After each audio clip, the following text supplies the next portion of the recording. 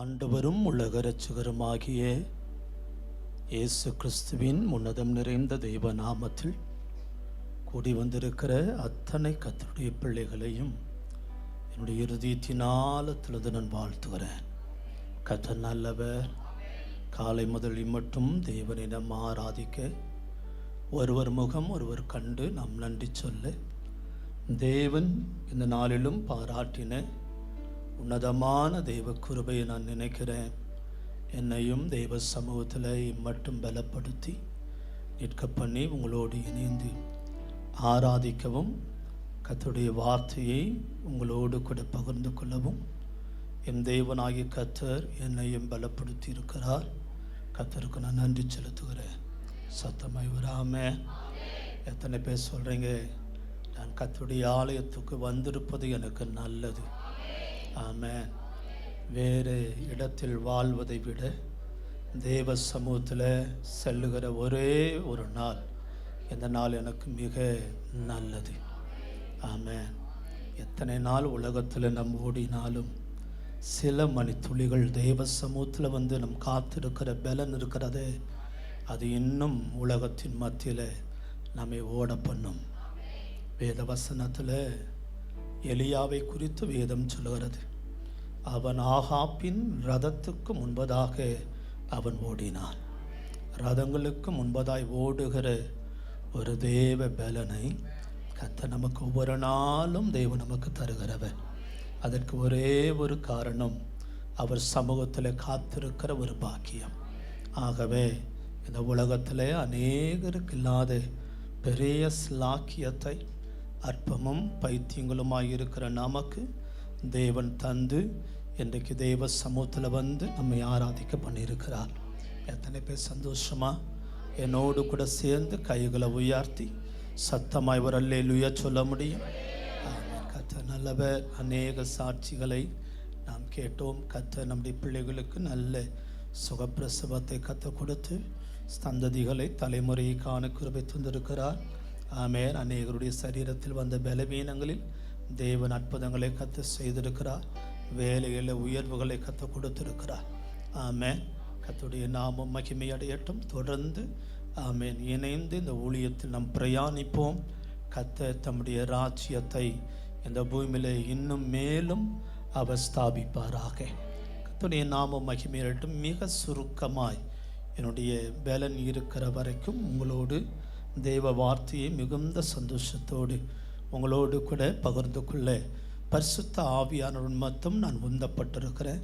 ஒரு வேளை எப்பொழுதும் போல இருக்கிற செய்தியை போல வேகமாய் இல்லாவிட்டாலும், ஆமென், வேகமாய் இல்லாவிட்டாலும் சற்று நிதானமாய் உங்களோடு கூட தெய்வ வார்த்தையை ஆமென் பிரசங்கிக்க நான் விரும்புகிறேன்.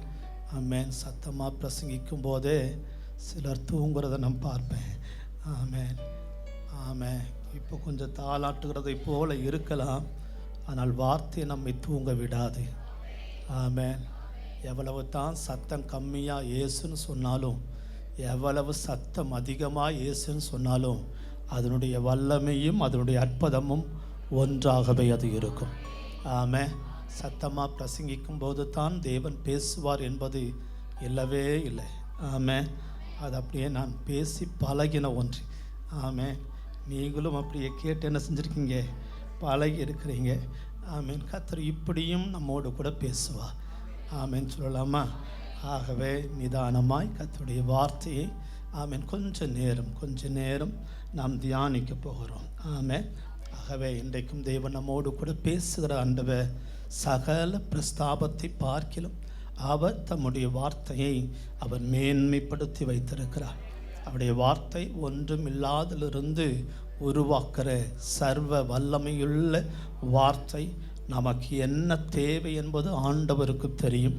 நம்முடைய வாழ்க்கையில் தேவன் என்ன செய்ய விரும்புகிறாரோ அதை நிச்சயம் நம்முடைய வாழ்க்கையில் தம்முடைய வார்த்தைகளை கொண்டு செய்து அவர் முடிக்க அவர் வல்லவர். இன்றைக்கும் தேவன் நம்மோடு கூட பேசும்படியாய் இந்த நாளின் தியானத்துக்கென்று என்னுடைய இருதயத்தின் ஆழத்தில் தேவன் போட்ட சில வசனத்தை நாம் வாசிக்க போகிறோம். வேதம் வைத்திருக்கிற எல்லாரும் திருப்பிக் கொள்ளலாம். எபிரேயர்களதான நிருபம், அப்போஸ்தலனாக இருக்கிற பவுல் எபேசியர்களது நிருபம் நாம் அடிக்கடி தியானிக்கிற பரிச்சயமாயிருக்கிற ஒரு வசனத்தை இந்த நாளின் செய்திக்கு ஆதாரமாய் உங்கள் மத்தியில் நான் வைக்க நான் விரும்புகிறேன். எபேசியர் 2வது அதிகாரம் அதனுடைய 12, 13, 18வது வசனங்களை யாராயில் ஒருவர் எடுத்தவர்கள் உங்கள் சத்தம் உயர்த்தி வாசிக்க அன்போடு கூட கேட்கிறேன். மற்றவர்கள் கவனமாய் அந்த வசனத்தை நாம் கேட்கலாம். எபேசியருக்கிறது நிருபம், அப்போஸ்தலனாய் இருக்கிறதான பவுல் எபேசியருக்கிறது நிருபம் அதன் 2வது அதிகாரம் 12, 13, 18வது வசனங்களை நாம் வாசிக்க நாம் கேட்போம். அக்காலத்திலே கிறிஸ்துவை சேராதவர்களும் இஸ்ரவேலினுடைய காணியாட்சிக்கு புறம்பானவர்களும் வாக்குத்தத்தத்தின் உடன்படிக்கைகளுக்கு அந்நியரும் நம்பிக்கை இல்லாதவர்களும் இவ்வுலகத்தில் தேவனற்றவர்களாய் இருந்தீர்கள் என்று நினைத்து கொள்ளுங்கள். முன்னே தூரமாய் இருந்த நீங்கள் இப்பொழுது கிறிஸ்து இயேசுவுக்குள் கிறிஸ்துவின் இரத்தத்தினாலே சமீபமானீர்கள். நல்லா கவனிங்க. அந்தபடியே நாம் இருதரத்தாரும் ஒரே ஆவியினாலே பிதாவினிடத்தில் சேரும் ஸ்லாக்கியத்தை அவர் மூலமாய் பெற்றிருக்கிறோம். 12வது வசனத்தின் ஆரம்ப பகுதி கிறிஸ்துவை சேராதவர்களும் என்கிற ஒரு வார்த்தை அங்கே பயன்படுத்தப்படுகிறது. என்ன வார்த்தை? சேராதவர்கள். 18வது வசனத்தில் வாசிக்கும் போது கடைசி பகுதி சொல்வது சேரும் ஸ்லாக்கியத்தை பெற்றிருக்கிறோம். சேராதவர்கள் சேரும் ஸ்லாக்கியத்தை பெற்றார்கள். ஒரு ஆமென் சொல்லுங்க. சேராதவர்கள் சேரும் ஸ்லாக்கியத்தை பெற்றார்கள். எல்லாரும் சேர்ந்து சொல்லுங்க பார்க்கலாம். சேராதவர்கள் சேரும் ஸ்லாக்கியத்தை பெற்றார்கள். கர்த்தருடைய நாமம் மகிமை அடையட்டும். இந்த எபேசியர்களான நிருபம் கிறிஸ்து பிறந்த பின்பதாக 64வது ஆண்டின் காலகட்டத்தில் அப்போஸ்தலனாக இருக்கிறதான பவுலின் நிமித்தம் அவன் ரோமாபுரியின் சிறையிருப்பில் இருக்கும்போது இந்த நிருபத்தை சிறையிருப்பில் இருந்து இந்த எபேசு சபைக்காக இந்த நிருபத்தை அவன் எழுதுகிறான். அப்போஸ்தலர் நடபடிய புஸ்தகம் 19வது அதிகாரத்தில் இந்த எபேசு சபையை குறித்து நாம் வாசிக்கிறோம். இந்த எபேசு சபையை குறித்து நாம் வாசிக்கிற போது அருமையான மகன் ஆசியாவில் உள்ள 7 சபைகளுடைய பெயரை வரிசையாய் சொல்லிக்கொண்டு வருகிற போது வேதத்தில் சொல்லப்பட்ட முதல் திருச்சபை ஆமென் எபேசு திருச்சபை. அந்த திருச்சபைக்கு ஒரு பெயர் உண்டு, ஆதி திருச்சபை. ஏன் அது ஆதி திருச்சபை என்று சொல்லப்பட்டது என்றால் அப்போஸ்தலர் 19வது அதிகாரத்தில் பவுல் எபேசு பட்டணத்துக்கு வருகிறான். எங்கே வருகிறான்?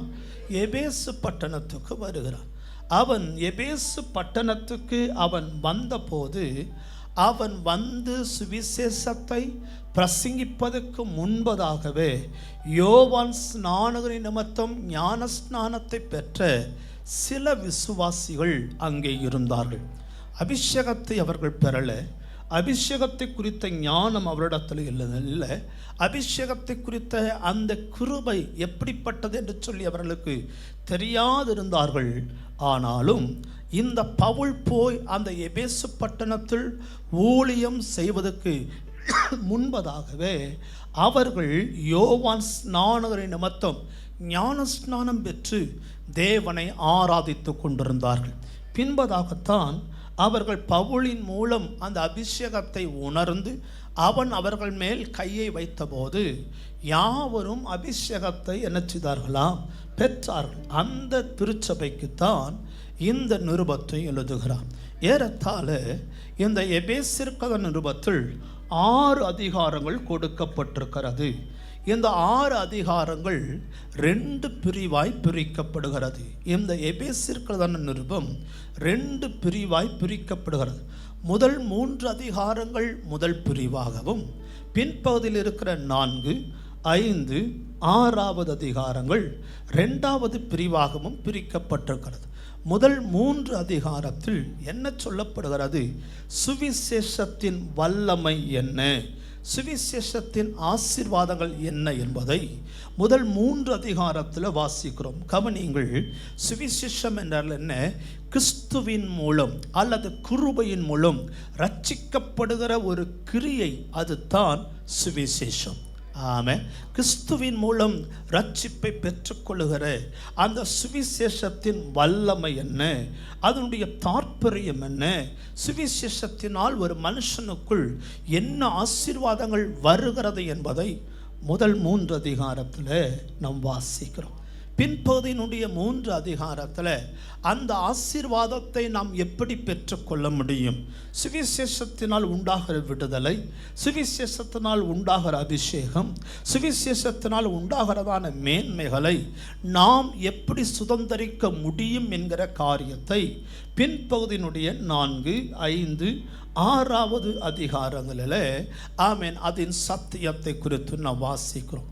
தேவன் நம்மோடு கூட பேசுவாராக. அல்லாஹ் கவனிங்க. இந்த எபேசியர் 2வது அதிகாரத்தில் நாம் வாசிக்கப்பட்டதான பகுதியில் கிறிஸ்து ஒரு மனுஷனை சந்திப்பதற்கு முன்பதாய் அல்லது கிறிஸ்துவினுடைய மரணம், கிறிஸ்துவினுடைய பலி, கல்வாரி என்கிற அந்த உன்னதமான தியாகம் இந்த பூமியில் உண்டாக்கப்படுவதற்கு முன்பு ஒரு மனிதன் எப்படிப்பட்டவனாய் இருக்கிறான், அல்லது மிக முக்கியமாக புறச்சாதியார்களுடைய சூழ்நிலை என்ன கவனிக்க வேண்டும். கிறிஸ்து நமக்காய் மரிப்பதற்கு முன்பதாக, கிறிஸ்து என்கிறவர் நமக்காய் பரலோகம் அர்ப்பணிப்பதற்கு முன்பதாக நம்முடைய சூழ்நிலை என்ன, நம்முடைய பின்னடைவு என்ன என்பதை இந்த அதிகாரம் முழுமையாய் வாசிக்க முடியும். இந்த 2வது அதிகாரத்தில் மிக ஆழமான 2 வார்த்தைகளை நாம் வாசிக்க முடியும். ஒன்று, அக்காலத்தில். என்னது? எக்காலம்? கிறிஸ்து மரிப்பதற்கு முன்பதாக, கிறிஸ்து தியாகமாய் வருவதற்கு முன்பதாக, கல்வாரிலே தன்னுடைய இரத்தத்தை இந்த பூமியிலே கிறிஸ்து சிந்துவதற்கு முன்பதாய் அக்காலத்திலே. இன்னொரு வார்த்தை சொல்லப்படுகிறது, முன்னே. 2 வார்த்தை. என்ன வார்த்தை? ஒன்று அக்காலத்தில், 2வது வார்த்தை என்ன? முன்னே. எப்பொழுது? கிறிஸ்து என்னை சந்திப்பதற்கு முன்னே நான் எப்படிப்பட்டவனாய் நான் இருந்தேன், எப்படிப்பட்டவனாய் இருந்தோம் என்பதைத்தான் இந்த 12வது வசனத்தில் வாசிக்கிறோம். என்ன சொல்லப்பட்டிருக்கிறது? அக்காலத்திலே அல்லது முன்னே நீங்க கிறிஸ்துவை சேராதவர்கள். நாம் எப்படிப்பட்டவர்களாக இருந்தோம்? சேராதவர்களாக இருந்தோம். யாரை சேராதவர்களாக இருந்தோம்? கிறிஸ்துவை சேராதவர்களாய். அது மாத்திரமல்ல, அங்கே வேதம் சொல்லுறது இஸ்ரவேலுடைய காணிக்கைக்கு புறம்பானவர்கள். ஆமாம். எதை சேராதவர்களாக இருந்தோம்? இஸ்ரவேலின் காணிக்கையை சேராதவர்கள். ஆமாம். நமக்கான ஒரு சுதந்திரத்தை சேராமல், நன்மைகளை சேராமல் கவனிப்பீர்கள் என்று நான் விசுவாசிக்கிறேன். நல்லா கவனிங்க. எனக்காய் வைத்திருக்கிற சுதந்திரத்தை, எனக்காய் வைத்திருக்கிற மேன்மையை, எனக்காய் வைத்திருக்கிற லக்கை நான் என்ன செய்ய முடியல தெரியுமா? சேர முடியாதவனாய் இருந்தேன். ஒரு ஆமேன் சொல்லுங்க. கிறிஸ்துவை என்னால் சேர முடியல. ஆமேன். காணியாட்சி என்னால் என்ன செய்ய முடியல. எனக்குள்ள ஒரு விருப்பம், எனக்கும் சுதந்திரம் வேண்டும். எனக்குள்ள ஒரு விருப்பம், நானும் விடுதலை பெற்றவனாய் இருக்க வேண்டும். எனக்குள்ள ஒரு விருப்பம், நானும் ரட்சிப்பை சுதந்திரித்தவனாய் இருக்கணும். எனக்குள்ள ஒரு விருப்பம், நானும் தேவனுக்காய் பயன்படுகிறவனாய் இருக்க வேண்டும் என்கிற விருப்பம் எனக்குள்ள இருந்தது. ஆனால் என்னால் அதற்குள் சேர முடியாதபடிக்கு நான் தூரமாய் நான் இருந்தேன். அதற்குள்ள என்னால் காலடி எடுத்து என்ன செய்ய முடியல, வைக்க முடியல. அந்த சுதந்திரத்தை அடைய முடியல, அந்த மேன்மையை அடைய முடியல. ஒரு கூட்டம் அடைகிறது, இஸ்ரவேல் என்கிற கூட்டம் அடைகிறது. ஆனால் என்னாலேயோ அந்த மேன்மையை என்ன செய்ய முடியல தெரியுமா? சேர முடியாமல் இருந்தது. இன்னும் வேத வசனம் சொல்கிறது, வாக்குத்தத்தத்தின் உடன்படிக்கைகளுக்கு என்னவா இருந்தீர்கள்? அந்நியர். எனக்கு வாக்குத்தத்தம் இல்லை, வாக்குத்தத்தத்தை நான் சேர முடியவில்லை. ஆமே. வாக்கு தத்தத்தில் நான் எப்படிப்பட்டவனாய் இருந்தேன்? சேர்ந்து சொல்லுங்க. நான் அந்நியனாய் நான் இருந்தேன். ஆமே. வாக்கு தத்தம் எனக்கு வேண்டும் என்கிற விருப்பம் இருக்கிறது. வாக்கு தத்தத்துக்கு நானும் ஆமேன் உடன் பிள்ளையாய் இருக்க வேண்டும் என்கிற விருப்பம் எனக்கும் இருந்தது. ஆனால் வாக்கு தத்தத்துக்குள் என்னால் என்ன செய்ய முடியல, சேர முடியாதபடிக்கு ஒரு மிகப்பெரிய திரை நடுவே நிற்கிறது. மிகப்பெரியதான மதிர்ச்சுவர் ஆமேன் தடையாய் நிற்கிறது. மிகப்பெரியதான சட்ட திட்டமாகிய நியாயப்பிரமாணம் தடையாய் இருக்கிறது. முன்னே தூரமாயிருந்தோம், முன்னே சேராத இருந்தோம். இப்பொழுதோ நல்லா கவனிங்க, ஆனால் இப்பொழுதோ எனக்காய் கல்வாரின் சிலுவிலே தன்னுடைய ஜீவனை கொடுத்து மேல் தொடங்கி கீழ் வரைக்கும் திரைச்சலையை அவர் ரெண்டாய் கிழித்து நடுவாய் நின்றதான சட்ட திட்டமாய் இருக்கிற நியாய பிரமாணத்தினுடைய சாபத்தை மரத்தில் தூக்கப்பட்ட எவனும் சபிக்கப்பட்டவன் என்று சொல்லி எழுதியிருக்கிறபடி கிறிஸ்து எனக்காய் சாபமானபடினாலே தேவன் அந்த நடுவாய் நின்ற திரைச்சலையை தேவன் ரெண்டாய் அவர் இப்பொழுது கிளைத்திருக்கிறார். இப்பொழுது வேதம் சொல்கிறது, நீ சேராதவர்கள் அல்ல, சேரும் ஸ்லாக்கியத்தை அடைந்திருக்கிறோம். கைகளை உயர்த்தி எத்தனை பேர் ஆமென் சொல்றீங்க? ஆமென். வாய்களை திறந்து சொல்லலாம், எதுவும் இனி எனக்கு தூரமாய் இருப்பது இல்லை, எதையும் நான் சேர முடியாது என்று தடையாய் இருப்பது இல்லை. என் தேவன் கல்வாரின் சிலுவிலே எதிரிடையாய் இருந்ததான கையெழுத்தை அவர் குலைத்து போட்டு அதன் மேலே ஆணியடைத்து கிறிஸ்து எனக்காய் அவர் ஜெயம் பெற்று இருக்கிறபடியினாலே இன்றைக்கு சொல்லலாம், ஸ்லேரும் ஸ்லாக்கியத்தை நான் பெற்றிருக்கிறேன். ஆமே. என்ன ஸ்லாக்கியம்? எதெல்லாம் சேர முடியாதுன்ட்டு இருந்ததோ, எதுக்குள்ளெல்லாம் நீ புறப்பட்டு போக முடியாது என்று இருந்ததோ, எதையெல்லாம் சுதந்திரிக்க முடியாது என்று இருந்ததோ, அந்த இடத்திலெல்லாம் நான் சேருகிற ஸ்லாக்கியத்தை கல்வாரின் சிலுவை எனக்கு சம்பாதித்து கொடுத்திருக்கிறது. கல்வாருடைய மேன்மை எனக்கு கொடுத்திருக்கிறது. வாய்களை திறந்து சொல்லலாம், நான் சேரும் ஸ்லாக்கியத்தை உடையவனாய் கர்த்தர் மாற்றி இருக்கிறார். ஆமே. என்னை சேரும்படி கர்த்தர் செய்திருக்கிறார். இந்த காலை வேளையின் செய்தியினுடைய தலைப்பு ஒன்று இருக்குமானால், கிறிஸ்துவினால் மேன்மையானவைகளில் சேர்க்கப்படும் ஸ்லாக்கியங்கள். கிறிஸ்துவினால் மேன்மையானவைகளில் சேர்க்கப்படும் ஸ்லாக்கியங்கள். ஒரு காலத்தில் சேராதவன், ஆனால் இன்றைக்கு கிறிஸ்துவினால் சேருகிற ஒரு பாக்கியம். ஆமே. ஏன் ஆண்டவர் இந்த பூமியிலே தன்னை தியாகமாய் ஒப்பு கொடுக்க வேண்டும்? ஏன் இந்த பூமியிலே தன்னை தாமே அவர் ஒப்பு கொடுக்க வேண்டும்? நான் சேருகிறவனாய் மாற. ஒரு ஆமென் சொல்லுங்க. எல்லாரும் சேர்ந்து ஒரு ஆமென் சொல்லுங்க. நான் சேருகிறவனாய் நான் மாறும்படிக்கு ஒரு பாக்கியம். ஆமே. எங்கே? நான் சேருகிறவனாய். ஒரு காலத்தில் என் பேர் என்ன தெரியுமா? சேராதவர்கள். ஆமே. சொல்லுங்க ஒரு ஆமே. சகோதரர் எல்லாரும் சேர்ந்து கைகளை உயர்த்தி ஒரு ஆமென் சொல்லுங்க. ஒரு காலத்தில் நான் பாவத்தில் நான் இருந்தேன். ஒரு காலத்தில் உளையான சேற்றில் இருந்தேன். ஒரு காலத்தில் மரண போராட்டத்தில் நான் இருந்தேன். ஒரு காலத்தில் மந்தையை விட்டு வெளியே இருக்கிறவனாக இருந்தேன். ஒரு காலத்தில் முச்செடியில் சிக்கி கொண்டவனாக இருந்தேன். ஒரு காலத்தில் உபத்திரவத்தினுடைய வேரில் நான் இருந்தேன். ஒரு காலத்தில் மிகப்பெரிய போராட்டத்தில் இருந்தேன். கிறிஸ்துவோ என்னை தேடி வந்து அந்த உளையான சேற்றிலிருந்து என்னை எடுத்து கொண்டு வந்து ஒரு மகிமையான மேன்மையானவைகள் கர்த்தர் என்னை கொண்டு வந்து அவர் சேர்க்கும்படியே தேவன் தம்முடைய கல்வாரின் சிலுவையில் தன் ஜீவனை கொடுத்திருக்கிறார். கவனிங்க.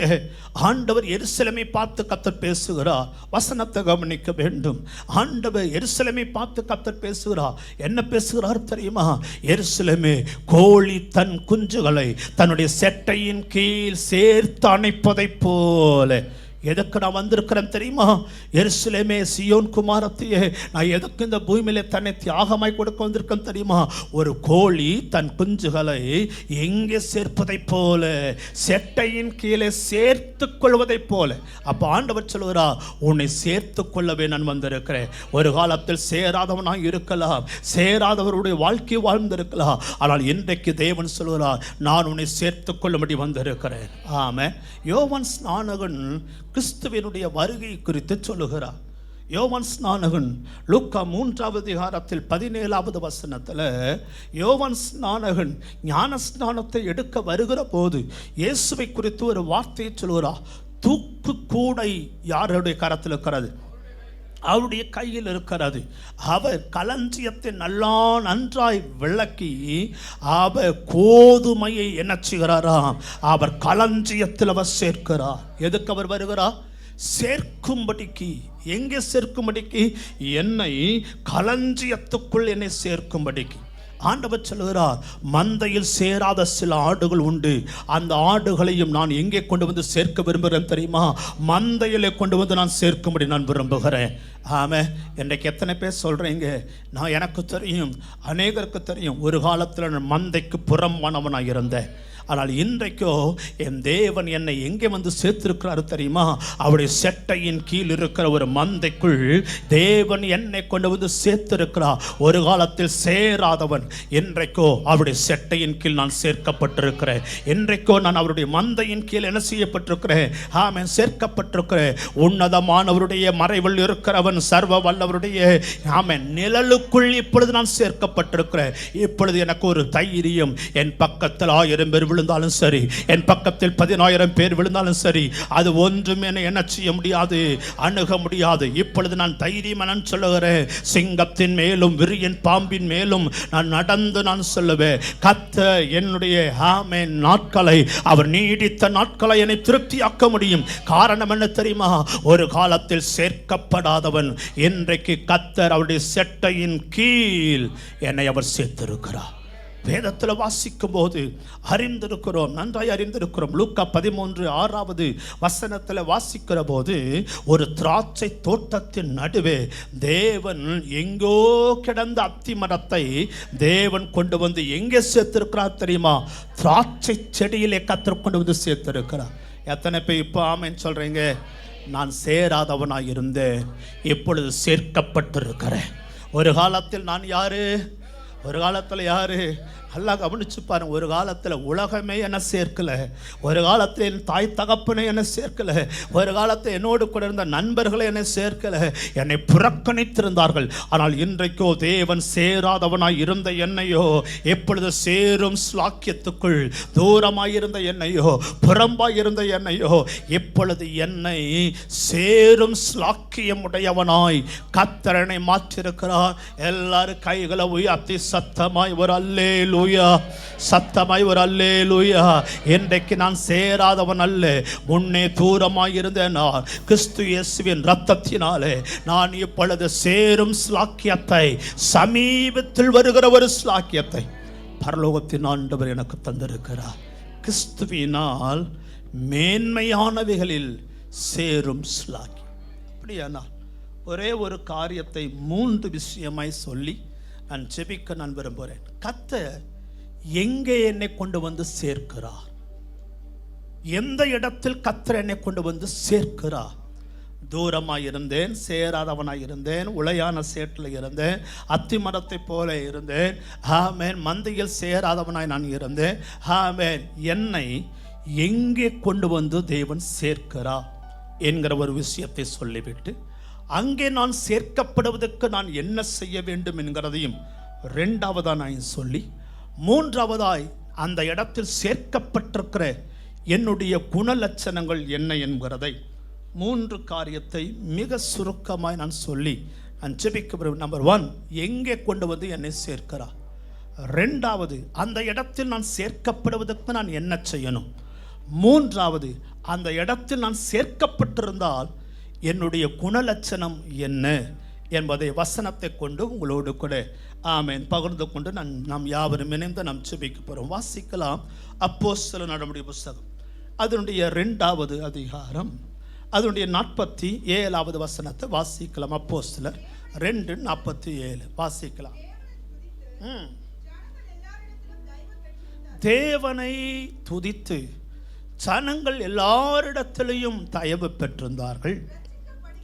ரட்சிக்கப்படுகிறவர்களை கர்த்தர் அனுதினமும், எல்லாரும் சேர்ந்து சொல்லுங்க பார்க்கலாம், ரட்சிக்கப்படுகிறவர்களை கர்த்தர் அனுதினமும் சபையில் சேர்த்து கொண்டு வந்தார். கைகளை உயர்த்தி, சேர்க்கப்படாத நான், சேராதவனாய் இருந்த நான் உளையான சேற்றில் இருந்த நான், மந்தைக்கு புறம்பானவனாயிருந்த நான், அத்தி மரத்தைப் போல காட்டொலிவ மரத்தைப் போலவும் இருந்த என்னை இப்பொழுது கிறிஸ்து எனக்காய் பலியாகி, எனக்காய் அவர் சாபமாகி, எனக்காய் தன்னுடைய சொந்த இரத்தத்தை இந்த பூமியில சிந்தி கர்த்தர் என்னை மீட்டெடுக்கிறார். ஆமென். எங்கே இருந்தெல்லாம் மீட்டெடுக்கிறார்? உளையான சேற்றிலிருந்து. இன்னும் சங்கீதக்காரன் சொல்கிறான், பாதாளத்தில் படுகுழியில் இருந்த என்னை அவர் தெரிந்து கொண்டு இப்போ எங்கே கொண்டு வந்து என்னை சேர்க்கிறாரா? சபையில் கொண்டு வந்து சேர்க்கிறார். கைகளை உயர்த்தி வராமன்னு சொல்லுங்க. இப்பொழுது நான் எங்கே சேர்க்கப்படுகிறேன்? எப்பொழுது நான் எங்கே சேர்க்கப்படுகிறேன்? சபையில கொண்டு வந்து தேவன் சேர்க்கிறார். ஒரு காலத்தில் புறம்பானவன், ஒரு காலத்தில் சேராதவன், ஆனால் இன்றைக்கோ கிறிஸ்துவினுடைய இரத்தம் என்னை கழுவி இருக்கிறது. என்னை கழுவி என்னை தூக்கி கொண்டு வந்து தேவன் எங்கே கொண்டு வந்து விடுகிறார்? சபையிலே. நமக்கு நன்றாய் தெரியும், கள்ளர் கையில் அகப்பட்ட ஒருவன் ஒரு சமாரியன் தேடி போய் அவன் காயத்தை என்ன செய்கிறான்? கட்டி அவனை கொண்டு வந்து எங்கே சேர்த்தான் தெரியுமா? சத்திரத்தில் கொண்டு வந்து அவனை சேர்த்தான். அவனுக்கு 2 காசை கொடுத்து, ஆமென், நான் போய் திரும்ப வருகிற வரைக்கும் இவனை பராமரித்து கொள்ள வேண்டும் என்று சொல்லி அந்த சமாரியன் கொண்டு வந்து அந்த ஆமென் காயம்பட்டவனை காயம் கட்டி அவனை இப்பொழுது எங்கே கொண்டு வந்து சேர்த்தார்?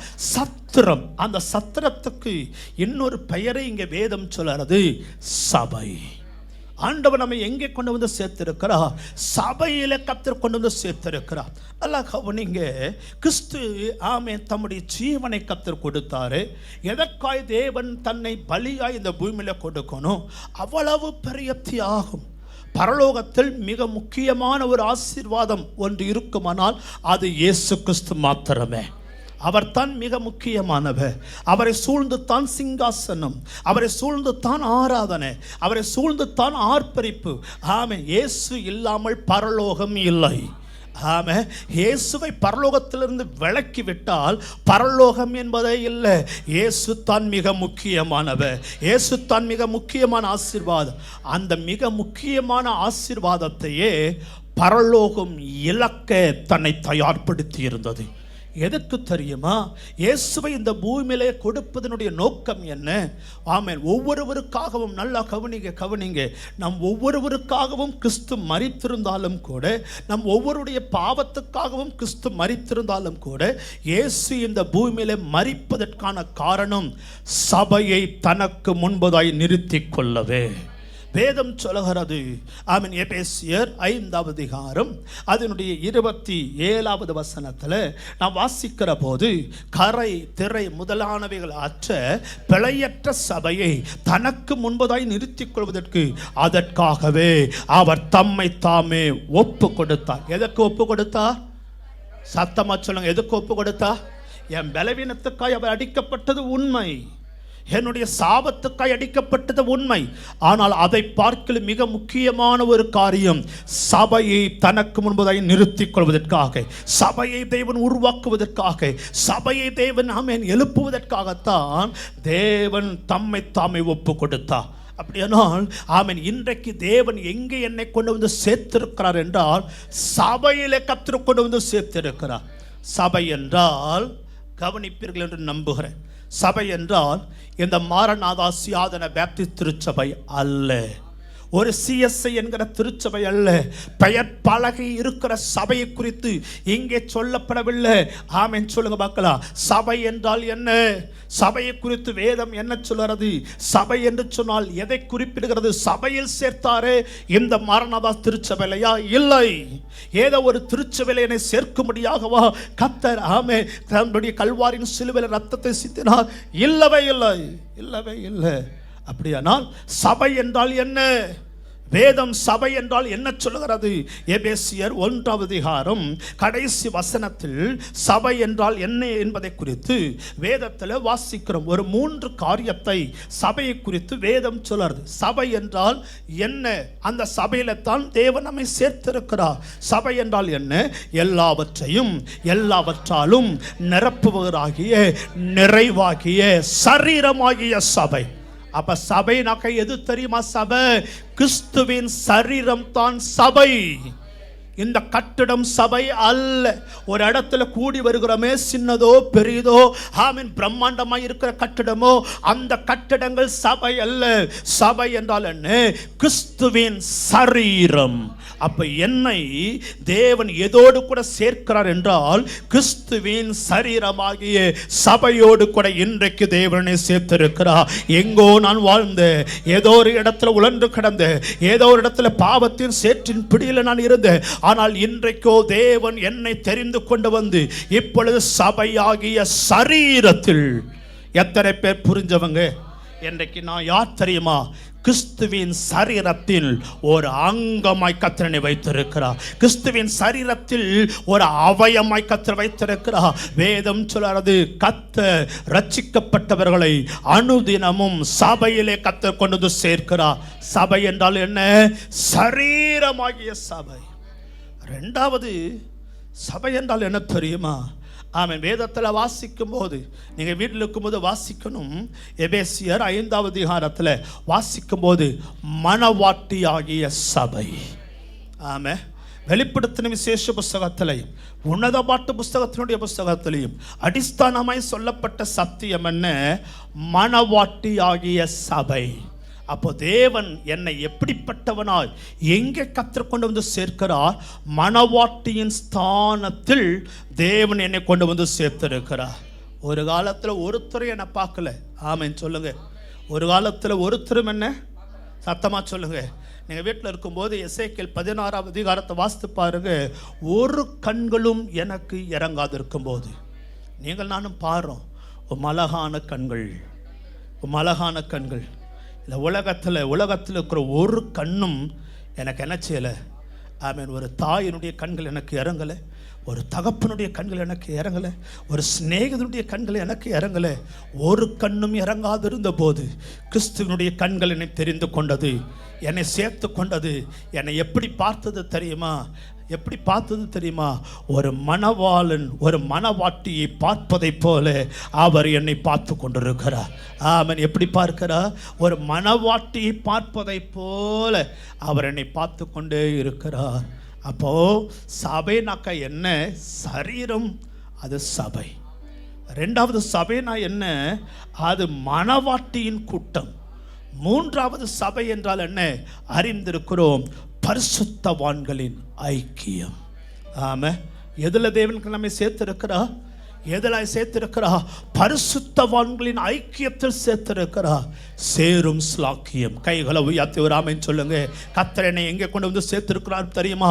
சபையில் கர்த்தர் கொண்டு வந்து என்னை சேர்த்திருக்கிறார். பரிசுத்தவானுடைய ஐக்கியத்தில் கர்த்தர் என்னை கொண்டு வந்து என்ன செஞ்சிருக்கிறார்? சேர்த்திருக்கிறார். மணவாட்டி என்கிற அந்தஸ்தில் கர்த்தர் என்னை அவருடைய வருகையில எதிர்கொள்கிற ஒரு கூட்டத்தின் மத்தியில் என்னை கர்த்தர் கொண்டு வந்து சேர்த்திருக்கிறார். சரீரமாகிய சபையில் கர்த்தர் என்னை வந்து சேர்த்திருக்கிறார்.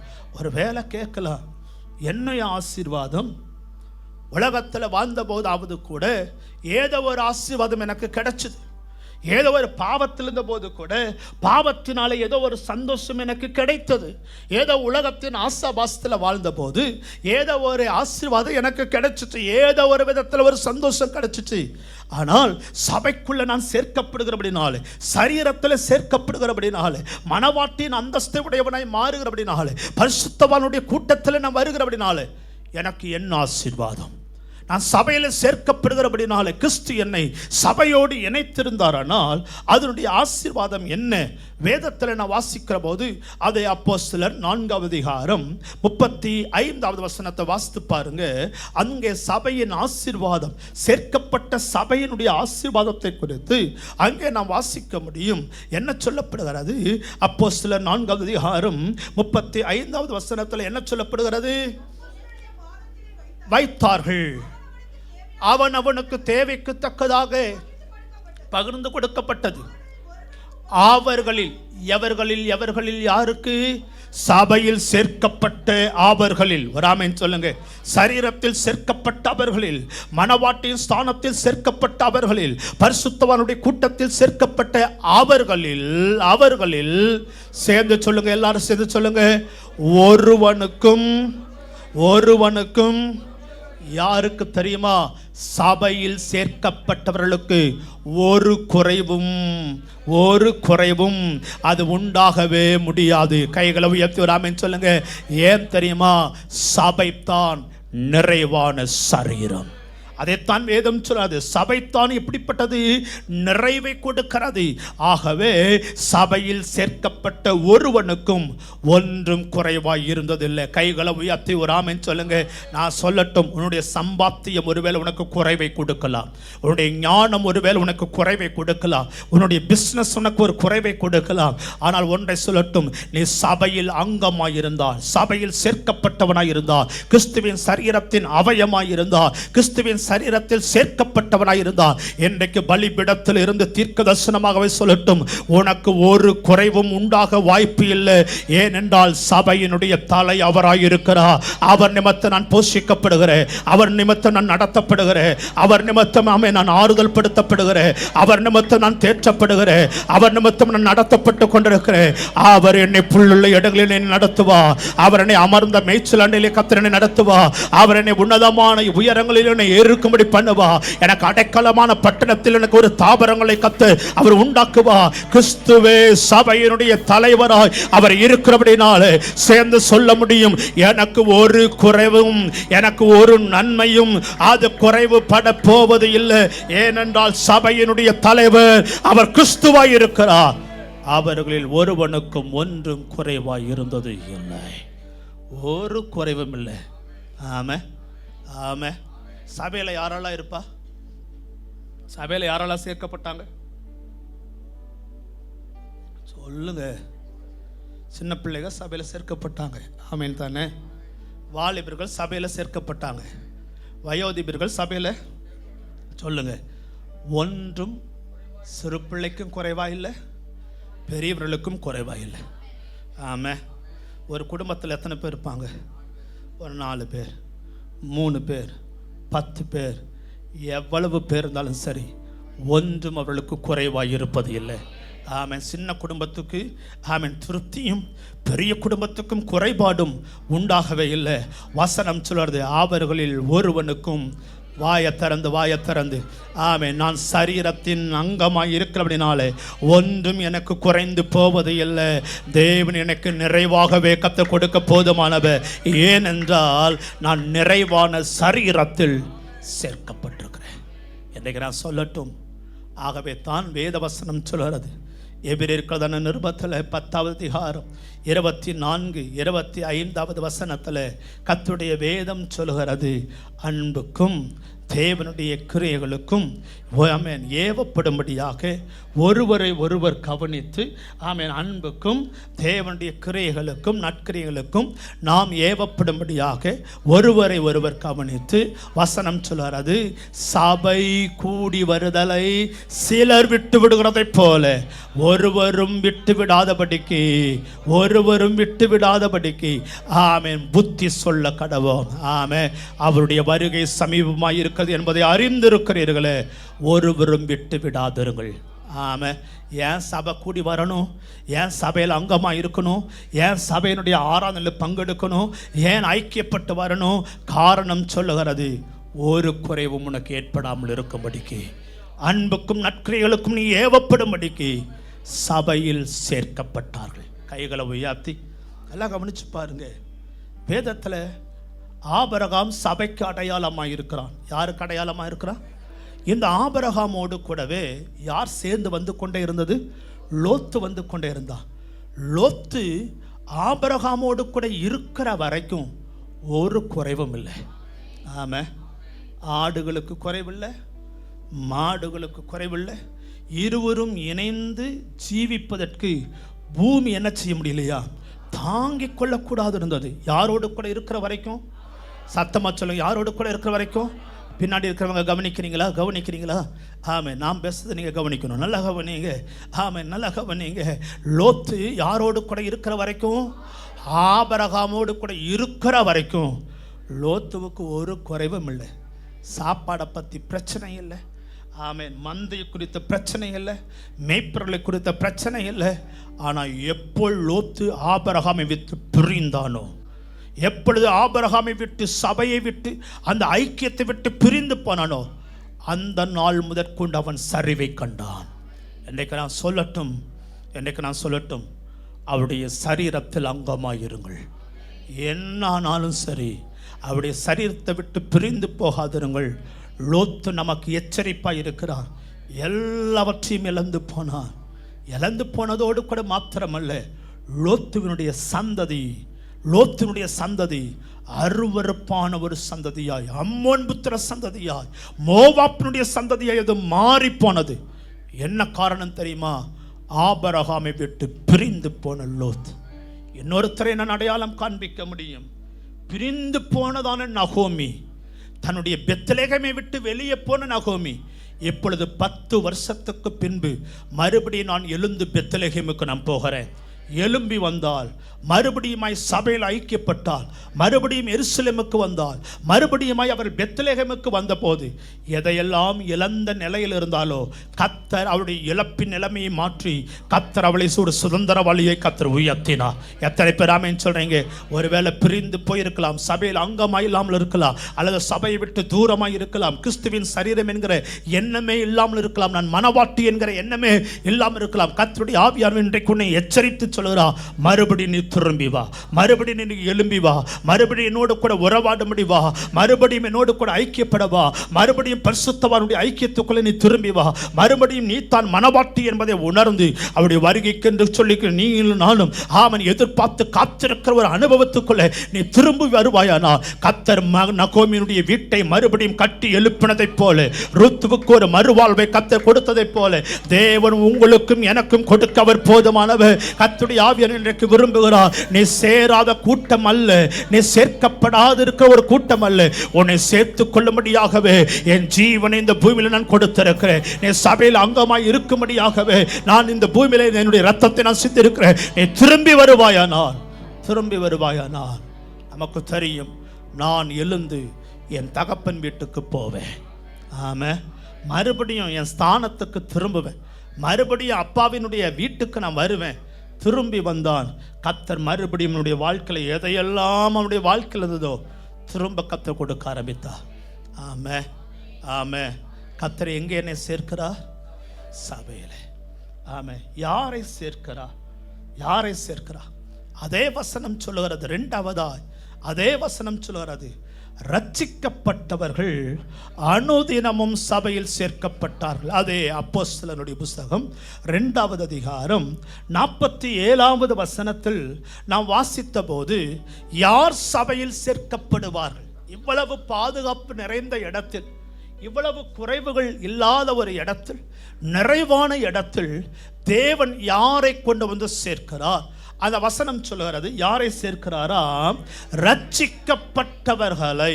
ஒரு ஆமென் சொல்லுங்க, சத்தமா ஒரு ஆமென் சொல்லுங்க. எல்லாரையும் தேவன் எங்க சேர்ப்பது இல்லை, சத்தமா எல்லாரையும் எங்க சேர்ப்பது இல்லை, சபையில சேர்ப்பது இல்லை. யாரை தேவன் கொண்டு வந்து சேர்க்கிறார்? யார் ரட்சிப்பை அடைகிறார்களோ, யார் ரட்சிக்கப்படுகிறார்களோ அவர்களை தேவன் சபையில் சேர்க்கிறார். வழியில போற வழிப்போக்கர்களை அல்ல தேவன் சபையில சேர்ப்பது. ஆமா. யாரை தேவன் சேர்க்கிறா? ரட்சிக்கப்பட்டவர்களை. ஆமென் சொல்லுங்க. ஆமா. இப்போ நம்ம கேட்குறோமோ இல்லையோ, முதல்ல இருக்கிற பரிசுத்தவான்கள் ஒருத்தரை சந்திச்ச உடனே ஒரு கேள்வி கேட்பாங்க. முதல் கேள்வி என்ன கேள்வி தெரியுமா? ரட்சிக்கப்பட்டீங்களா? இப்போ நம்ம கேட்கறது இல்லை, முதல்ல என்ன தான் கேட்போம். இன்னைக்கு என்ன கேட்குறோம்? அன்னைக்கு இருந்த பரிசுத்தவான்கள் என்னம்மா இன்னைக்கு ஃபஸ்ட்டு என்ன கேட்போம்? இன்னைக்கு என்ன? இன்னைக்கு ஞாயிற்றுக்கிழமை, இன்னைக்கு என்ன? சொல்லுங்க, இன்னைக்கு என்ன? நம்ம பார்த்த உடனே. 2வது, இந்த துணியை எங்க? ஆமாம். 3வது, குடும்பம் எப்படி? ஆனால் அப்போ இருந்த விசுவாசிங்க, யாராவது விசுவாசிகளை பார்த்தா முதல் கேள்வி ரட்சிக்கப்பட்டீங்களா? 2வது கேள்வி ஞானஸ்நானத்தை, 3வது கேள்வி எந்த சபைக்கு? இதுதான் அப்பத்து விசுவாசிகளுடைய சம்பாசனைகள். ஆமென். சொல்லுங்க வராமே. இன்னைக்கு நம்ம என்ன ரெண்டு விசுவாசிக சேர்ந்தா பேசுறோன்றது எனக்கு தெரியும். தூரத்துல இருந்தா இந்த ரெண்டு விசுவாசி சேர்ந்தா என்ன பேசுன்னு எனக்கு தெரியும். ஆமேன்னு சொல்லுங்க. ஆமா, 3 பேர் சேர்ந்தா என்ன பேசுவோன்னு. ஆமா, 2 இடத்துல என்கேஜ்டாவே இருந்தாவே தெரியும் இது என்ன பேசுதுன்னு. அப்படிதானே? 28 வருஷமா ஊழியத்தில் பார்த்து உங்க முகத்தையும் பார்த்துருக்க எனக்கு தெரியும். ஆனா அந்த காலத்தினுடைய விசுவாசிகள் எங்களை பார்த்த உடனே கேட்பாங்க, ஞாயிற்றுக்கிழமை சர்ச்சு முடிஞ்ச உடனே கேட்பாங்க, இன்னைக்கு என்ன, இன்னைக்கு என்ன. ஆமா, என்ன பிரசங்கம், ஆண்டவரோடு கூட என்ன. அன்னைக்கு அதான் கேட்டாங்க, ரட்சிக்கப்பட்டீர்களான்னு சொல்லி ஒரு கேள்வி. இன்னைக்கு அதே கேள்வி தான் உங்களுக்கு கேட்க விரும்புகிறேன். ரட்சிக்கப்பட்டிருக்கீங்களா? சபையே ரட்சிக்கப்பட்டிருக்கிறையா? வாலிப பிள்ளையே ரட்சிக்கப்பட்டிருக்கிறையா? நீ அந்த சபையில் சேர்க்கப்பட வேண்டுமானால், அந்த சரீரத்தில் நீ அங்கமாய் மாற வேண்டுமானால், எனக்குள் ஒரு அனுபவம் வேண்டும், ரட்சிப்பின் அனுபவம். எனக்கு எதை ரட்சிப்புன்னு நினைச்சுக்கிறோம் தெரியுமா? ஞாயிற்றுக்கிழமை ஆராதனையில் வந்து ஒரு 2 மணி நேரம் ஆமென் அமர்ந்திருந்தால் நாம் நினைத்துக் கொள்கிறோம் நான் ரட்சிக்கப்பட்டேன் என்று சொல்லி. ஏதோ ஒரு அந்நிய பாஷையும் தீர்க்கதரிசனத்தையும் பேசுகிற இடத்தில் நாம் வந்துவிட்டால் நான் ரட்சிக்கப்பட்டேன் சொல்லி நாம் அனுபவித்துக் கொள்கிறோம். ஏதோ ஒரு வஸ்திரத்தில் மாற்றம் வந்து விட்டால் அவன் நாம் நினைச்சு கொள்கிறோம் நான் ரட்சிக்கப்பட்டேன்னு சொல்லி. ஏதோ ஒரு 2 வசனத்தை எனக்கு தெரிஞ்சுட்டா, 2 பாட்டை தெரிஞ்சுட்டா, ஜெபிக்க தெரிஞ்சுட்டா நான் ரட்சிக்கப்பட்டேன்னு சொல்லி நான் நினைத்துக் கொள்கிறோம். அதை குறித்து வேதம் சொல்லவே இல்லை. எது ரட்சிப்பு? ரட்சிப்பினுடைய அனுபவங்கள் என்ன? ஒரு மகிமையான ஒரு சபையில் சேர்க்கப்படுவதற்கு, ஒரு மனவாட்டினுடைய அந்தஸ்துக்குள் பிரவேசிப்பதற்கு, அவருடைய வருகையில் எடுத்துக்கொள்ளப்படுகிற ஒரு அனுபவம் உடையவர்களாய் மாறுவதற்கு என்னுடைய வாழ்க்கைக்குள் ஒரு ரட்சிப்பினுடைய அனுபவம், ரட்சிப்பினுடைய கனி கொடுக்கிற ஒரு வாழ்க்கை, ரட்சிப்பினுடைய பாவம் நிறைந்த ஒரு வாழ்க்கை, ரட்சிப்பினுடைய ஆமென் கிரியைகள் நிறைந்த ஒரு வாழ்க்கை என் ஜீவிதத்தில் இருந்தால் மாத்திரமே வேதம் சொல்லுகிறது ரட்சிக்கப்பட்டவர்களை ஆமென் சீசர்கள் அல்ல. வேதம் சொல்லுகிறது ரட்சிக்கப்பட்டவர்களை ஊழியக்காரன் அல்ல, ரட்சிக்கப்பட்டவர்கள் ஒரு பாஸ்டர் அல்ல, ரட்சிக்கப்பட்டவர்களை கர்த்தர் அனுதினமும் சபையிலே கர்த்தர் சேர்த்து கொண்டு வந்தார். கைகளை உயர்த்தி சத்தம் ஆமென் சொல்லுங்க பார்க்கலாம். யாரும் சபையில் ஒரு மனிதனை சேர்க்க முடியாது, எந்த ஊழியக்காரனும் சபையில சேர்க்க முடியாது. கர்த்தர் ஒருவரே மனவாட்டி என்கிற ஸ்தானத்தில் அவர் ஒருவர் மாத்திரமே என்னை கொண்டு வந்து சேர்க்க முடியும். எந்த அனுபவம் தெரியுமா? ரட்சிப்பின் அனுபவங்கள் எனக்குள்ள இருக்கும்போது. வேதத்தில் அநேகர் கேள்வி கேட்டாங்க. என்ன கேள்வி தெரியுமா? ரட்சிக்கப்படுவதற்கு நான் என்ன செய்ய வேண்டும்? ஆமா, யார் கேட்டது? யார் கேட்டது? வாலிபன் என்ன கேட்டான்? ரட்சிக்கப்படுவதற்கு யார்கிட்ட கேட்டான்? அப்படியா? வாலிபன் என்ன கேட்டான் தெரியுமா? நித்திய ஜீவனை சுதந்திரித்துக் கொள்ள நான் என்ன செய்யணும்? அப்ப வேற யார் கேட்டது?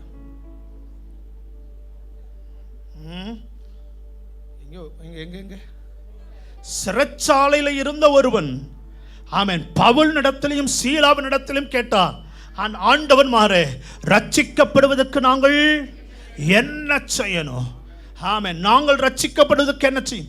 இதை தாண்டி இன்னொரு கூட்டம், 3 கூட்டம் ஆமென் யோவான் ஸ்நானனிடத்தில் வந்து கேட்கிறது, என்ன மனம் திரும்புவதற்கு, ரட்சிக்கப்படுவதற்கு என்ன செய்ய வேண்டும் என்று 3 கூட்டம் கேட்கிறது. லூக்கா எழுதின சுவிசேஷ புத்தகம் அதனுடைய 3வது அதிகாரம் அதனுடைய 10வது வசனத்தில் இருந்து அதனுடைய 14வது வசனம் வரைக்கும் நான் வாசிக்கிற பொழுது, லூக்கா எழுதின சுவிசேஷ புத்தகம் அதனுடைய 3வது அதிகாரம் அதனுடைய 10வது வசனத்திலிருந்து 10வது வசனத்தில் வாசிக்கிற போது, அப்பொழுது ஜனங்கள் அவனை நோக்கி, அப்படியானால் நாங்கள் என்ன செய்ய வேண்டும்? மனம் திரும்புவதற்கு நாங்கள் என்ன செய்ய வேண்டும்? ரட்சிக்கப்படுவதற்கு என்ன செய்ய வேண்டும்? 12வது வசனத்தில், ஆயக்காரரும் ஞானஸ்தானம் பெற வந்து அவனை நோக்கி, போதகரே ரட்சிக்கப்படுவதற்கு நாங்கள் என்ன செய்ய வேண்டும்?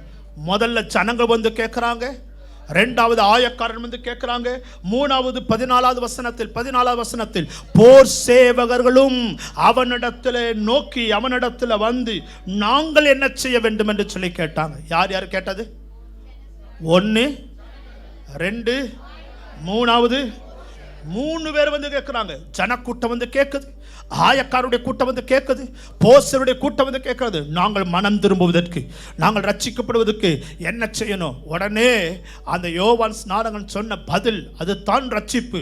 என்ன சொல்லுகிறான்னு சொன்னா, கீழே இருக்கிற வசனத்தில் 11 வசனத்தில், அப்பொழுது அவன் பிரதியுத்தரமாக, உங்களுக்கு 2 அங்கி உடைய இருக்கிறவன் ஆமன் இல்லாதவனுக்கு கொடுக்க கடவன். ஆம சொல்லுங்க ஒரு ஆம. என்ன சொன்னா அவன்? என்ன நம்பனாக்க என்ன சொல்லியிருப்போம்? முதல்ல சர்ச்சுக்கு வா, ரசிக்கப்படுறதுக்கு என்ன செய்யணும்? உடனே நம்ப பதில் என்ன? ஆமாம், விஸ்வநாதபுரத்தில் ஒரு சர்ச் இருக்குது, முதல்ல நீ என்ன செய்ய. ஆனால் யோவான் ஸ்நானகன் அப்படி சொல்லலை. உங்கள்கிட்ட 2 இருந்தா ஒன்று அங்கே கொடுத்துரு. கீழே இருக்கிற ஆயக்காரத்தை வந்து சொல்லி கேட்ட பொழுது அவர் சொல்ல என்ன செய்யணும்? ஆமென், உங்களுக்கு கட்டளை இட்டதில் ஒன்றும் அதிகமாக என்ன செய்யாதிருங்க, வாங்காதிருங்க. போதர் அந்த போஸ்டர்களுக்கு சொல்ல என்ன செய்யணும்? நீங்கள் ஒருவருக்கும் இடுக்கண் செய்யாமலும் பொய்யாய் குற்றம் சாட்டாமலும் ஆமென், உங்களுக்கு இப்போ இருக்கிற சம்பளமே போதும் என்று கைகளை உயர்த்தி ஒரு ஆமென் தான் சொல்லுங்களேன். என்ன என்ன சொல்? இது வரைக்கும் இருந்த ஸ்பாவம் உனக்குள்ளே இருக்கக்கூடாது. ரட்சிக்கப்படுறதுக்கு என்ன செய்யணும்? எது ரட்சிப்பு? எது ரட்சிப்பு? ஸ்பாவத்தின் மாற்றம். எது ரட்சிப்பு? சத்தமா சொல்லுங்க. எது ரட்சிப்பு? இருக்கிற வண்ணமே இருந்து தேவனை ஆராதிப்பது அல்ல, இருக்கிற வண்ணமே இருந்து தசமபாகம் கொடுப்பது அல்ல, இருக்கிற வண்ணமே இருந்து நீ ஊழியம் செய்வது அல்ல ரட்சிப்பு. உனக்குள் உன் ஸ்பாவம், உன்னுடைய குணலட்சணம், உனக்குள்ள இருக்கிற அந்த ஆதியினுடைய கிரியை, உனக்குள்ள இருக்கிற ஜென்ம ஸ்பாவம், உனக்குள்ள இருக்கிற அந்த பாவத்தினுடைய கிரியைகள் அழிக்கப்பட வேண்டும். அதுல ஒரு மாற்றம் வர வேண்டும். அது தான் ரட்சிப்பு என்று வேதம் சொல்லுகிறது. ஆமே. எனக்கு என்ன நடக்குது தெரியுமா? பெந்தெகோஸ்தே உலகத்தில் எது ரட்சிப்பு தெரியுமா? அந்நிய பாஷை பேசிட்டா ரட்சிப்பு இல்லை. ஏதோ ஒரு காரியத்தை தேவனுக்காய் செய்து விட்டால் ரட்சிப்பு என்று சொல்லி நினைக்கிறோம். இல்லை. எது ரட்சிப்பு தெரியுமா? எனக்குள் இருக்கிற ஸ்பாவம், பழைய மனுஷன் களைத்து போடப்பட வேண்டியது அவசியம். பழைய கிரியைகள், அதைத்தான் வேதம் சொல்லுகிறது. பாவத்துக்கு, சத்தமா சொல்லுங்க, பாவத்துக்கு செத்து நீதிக்கு பிழைக்கும்படிக்கு. எது ரட்சிப்பு தெரியுமா? ஒரு மனிதன் சொல்லுகிறான், ஒரு மனிதனை தேவன் சந்தித்த பின்பு அவன் சொல்லுகிறான், யாரிடத்திலேயாவது நான் அநியாயமாய் நான் வாங்கியிருந்தால் நாளத்தனையா திரும்பிக் கொள்கிறேன். இப்போ ஆண்டவர் என்ன சொன்னார் தெரியுமா? இப்போ ஆண்டவர் என்ன சொன்னார் சொல்லுங்க. இப்போ என்ன சொன்ன? இந்த வீட்டுக்கு, இப்போதான் சாக்கையனுடைய வீட்டுக்கு அவன் ஞானஸ்நானம் எடுத்தான்னு சொல்லலை, அவன் சபைக்கு வந்தான்னு சொல்லலை, அவன் 2 பாட்டை பாடனான்னு சொல்லலை. ஆமா, அவன் சுபாவம் மாற்றப்பட்ட போது வேதம் சொல்லுகிறது, மெய்யாகவே இந்த வீட்டுக்கு ரட்சிப்பு வந்தது. சுபாவங்கள் மாறணும். எத்தனை பேர் ஆமேன்னு சொல்றீங்க? சத்தமா ஒரு ஆமேன்னு சொல்லுங்க. ஆமென். நல்லா கர்த்தரை ஆராதிக்கணும், நல்லா தேவனை பாடணும், நல்ல இசைக்கருவியில் ஆண்டவரை மகிமைப்படுத்தணும். சத்தமா ஒரு ஆமென் சொல்லுங்க. அதை தாண்டி தேவன் ஒன்றை எதிர்பார்க்கிறார், அதை தாண்டி ஒன்றை தேவன் எதிர்பார்க்கிறார். இவைகள் எல்லாம் என் ஸ்பாவம் மாற்றத்திலிருந்து இருக்கணும். வேதத்தில் பாருங்க, பவுலின் ஸ்பாவம் மாற்றப்பட்டது. எத்தனை பேர் ஆமென் சொல்றீங்க? பேதுருடைய ஸ்பாவம் மாற்றப்பட்டது. இன்றைக்கு நீங்கள் நான் கேட்கலாம், ஆண்டவரே நான் ரட்சிக்கப்பட்டவனாக இருக்கணும், என் ஸ்பாவங்கள் மாறணும். ஆமாம். கடைசியாக உன்னை மட்டும் நான் சொல்லி நான் ஜெபிக்க விரும்புகிறேன். நான் சபையில் சேர்க்கப்பட்ட ரட்சிக்கப்பட்ட கூட்டமாக இருந்தால் என்னுடைய குணலட்சணம் என்ன? வேதத்தில் வாசிக்கும் போது ஆமென், வேதத்தில் நான் வாசிக்கும் போது பல வசனங்களை வாசிக்க முடியும். ஆமென். ஒரே ஒரு வசனத்தை வாசிக்கலாம். 1 கொரிந்தியர் 12வது அதிகாரம் 26வது வசனம். 1 கொரிந்தியர் 12வது அதிகாரம் 26வது வசனம். 1 கொரிந்தியர். ஆதலால் இப்போ நான் யாரு? இப்போ நான் யாரு? சபையினுடைய சரீரம், சபையினுடைய அவயம். இப்போ சபையில் நான் ரட்சிக்கப்பட்டவனா என்ன செஞ்சுட்டேன்? சேர்க்கப்பட்டிருக்கிறேன். இப்போ ஒரு அவயம் பாடுபட்டால் எல்லா அவயங்களும் கூட பாடுபட வேண்டும். அதுதான் சபையினுடைய குணலட்சணம். கையை உயர்த்தி ஒரு ஆமென் சொல்லுங்க. ரட்சிக்கப்பட்டவர்களை தேவன் சபையில் சரீரமாய் மனவாட்டியாய் பரிசுத்தவருடைய கூட்டமாய் கர்த்தர் சேர்க்கிறார். சேர்க்கப்பட்டிருக்கிற நான் யாரு? அவயமாய் இருக்கிறேன். வேதம் சொல்கிறது என்ன குணலட்சணம்? ஒரு அவயம்.